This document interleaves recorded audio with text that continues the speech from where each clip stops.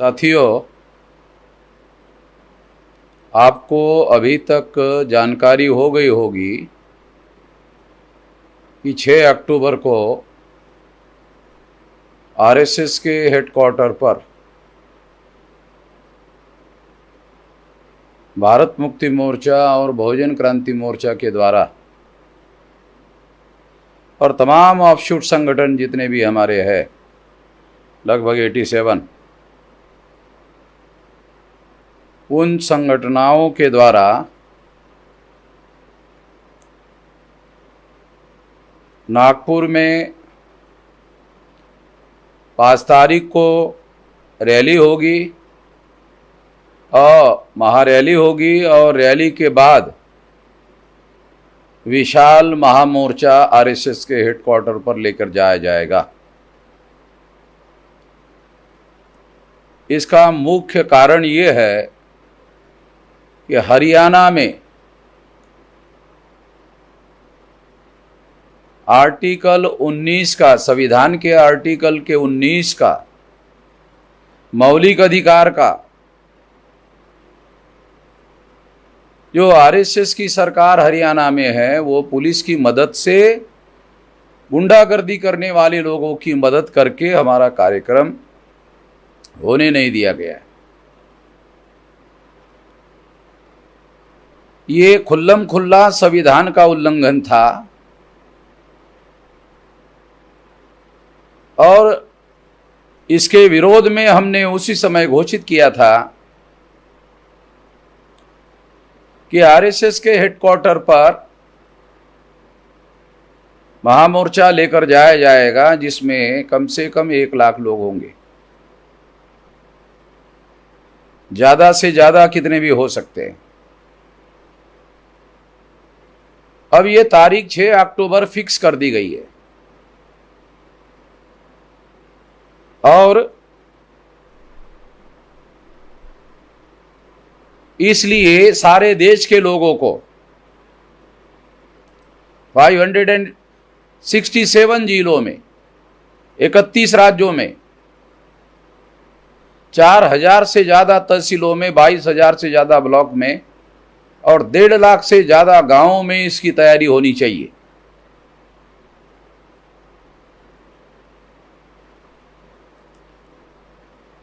और तमाम लोगों को सारे देश से नागपुर के विशाल रैली में और फिर उसके बाद महामोर्चा में, जो आरएसएस के हेडक्वार्टर पर लेके जाया जाएगा, उसकी बड़े पैमाने पर तैयारी करनी होगी। हर यूनिट में तैयारी करनी होगी और सारे देश भर के लोगों को लाना होगा। इसके लिए मैं सभी लोगों को आह्वान करता हूं।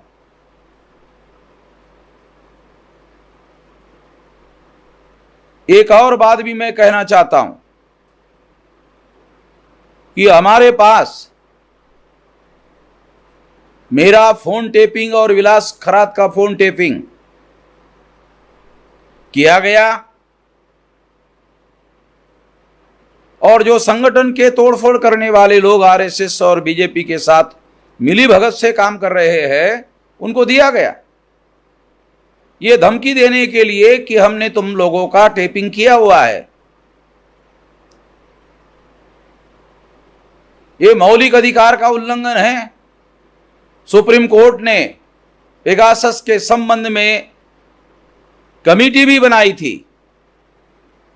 हम लोग इसके बारे में सारे देश भर में जो आंदोलन कर रहे हैं, उस आंदोलन में मेरा यानी अर्थात वामन मेश्राम का और विलास खरात का फोन टेपिंग का जो हमारे पास सबूत है, जो हमारे संगठन को तोड़फोड़ करने वाले जो लोग हैं, उन लोगों को आरएसएस बीजेपी के द्वारा दिया गया। क्योंकि कोई भी प्राइवेट आदमी किसी के टेलीफोन को टेप नहीं कर सकता, क्योंकि उसके लिए करोड़ों रुपए की जरूरत होती है, उसके लिए टेक्नोलॉजी की जरूरत होती है। और वो केवल भारत सरकार के पास इजराइल का पेगासस इंस्ट्रूमेंट है जो हजारों करोड़ कीमत का है। इससे यह साबित होता है कि उन्होंने तोड़फोड़ करने वाले लोगों की मदद करने के लिए दिया है। इससे गद्दारों की मिलीभगत का भी पता चलता है। तोड़फोड़ करने वाले लोगों के आरएसएस बीजेपी के साथ मिलीभगत का भी पता चलता है। इससे यह बात सिद्ध होती है। जब हमने 6 अक्टूबर को महामोर्चा लेकर जाने का ऐलान किया, उसके बाद आरएसएस के हेडक्वार्टर को 150 कंपनी सिक्योरिटी फोर्स दिया गया और इससे वो हमारे लोगों को डराना चाहते हैं। हम संविधान की रक्षा करने के लिए किसी भी तरह का त्याग और बलिदान करने के लिए तत्पर है, तैयार है। और इसके लिए हम लोग हर हालत में, हर स्थिति में मोर्चा लेकर जाएंगे। 150 कंपनियां उन्होंने लगाई, इस वजह से 1 लाख लोगों का मोर्चा हमने लेकर जाने का ऐलान किया था। इसलिए अब ये हम लोग 1.5 लाख लोगों का लेकर जाएंगे। वो डराने की कोशिश कर रहे हैं, हम लोग डरे नहीं। इस बात का सबूत देने के लिए 1,50,000 लोग लेकर जाएंगे, पूरी तैयारी के साथ लेकर जाएंगे। इस मौके पर मैं ये बात कहना चाहता हूं, अभी ज्ञानव्यापी मस्जिद के संबंध में फैसला आया है। उसके संबंध में मैं केवल इतना कहना चाहता हूं कि ब्राह्मण इस देश के मूल निवासी नहीं है और इसलिए यहां पर मूल निवासियों की जो महान संस्कृति सभ्यता थी, चाहे सिंधु घाटी सभ्यता का मामला हो, चाहे महावीर जैन का या बुद्धा का मामला हो, या मौर्य साम्राज्य का मामला हो, सारा का सारा मूल निवासियों का है। पुष्यमित्र शुंग के द्वारा सम्राट बृहदत्त मौर्य की हत्या करने के बाद ब्राह्मणों ने सारे देश के महाविहारों पर कब्जा किया और फिर जब मुगलों का मुसलमानों का आक्रमण हुआ तो उन्होंने ब्राह्मणों के जो अतिक्रमित मंदिर है बौद्धों के मंदिरों पर, उस पर उन्होंने अतिक्रमण किया। तो मूल वास्तु ब्राह्मणों की नहीं है, मूल वास्तु बौद्धों की है। बौद्ध लोगों को और मुसलमानों को आपस में बैठना चाहिए, आपस में सलाह मशवरा करना चाहिए। जफर याब जिलानी के द्वारा सुप्रीम कोर्ट में ये बुद्धिस्ट लोगों का हो सकता है अयोध्या का स्थल, तो जफर याब जिलानी को रोका गया सुप्रीम कोर्ट में। जो जुडिशरी का ये काम नहीं होना चाहिए था, मगर ऐसा किया गया। और उस समय अयोध्या के संबंध में जो पुरातात्विक प्रमाण हमारे पास उपलब्ध है वो भी ये सिद्ध करते हैं कि वो भी साइट बुद्धा की थी। वो साइट बुद्धा की थी। 16 साल अयोध्या में बुद्धा ने वर्षावास किया, प्रवचन दिया। वो लगभग 3000 एकड़ जमीन में फैला हुआ मामला था। उसमें अभी भी बहुत सारे जमीन के नीचे स्थल है।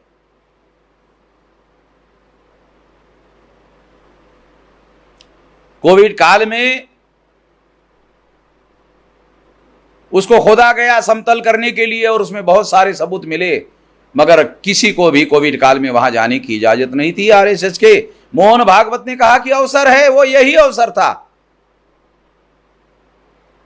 उसको खोदने का और वहां के बुद्धिस्ट जो चीजें है उसको गायब करने का। ज्ञानव्यापी में भी बुद्धिस्ट पुरातात्विक प्रमाण उपलब्ध है हमारे पास। ये मूल निवासियों की विरासत है। मथुरा में भी है।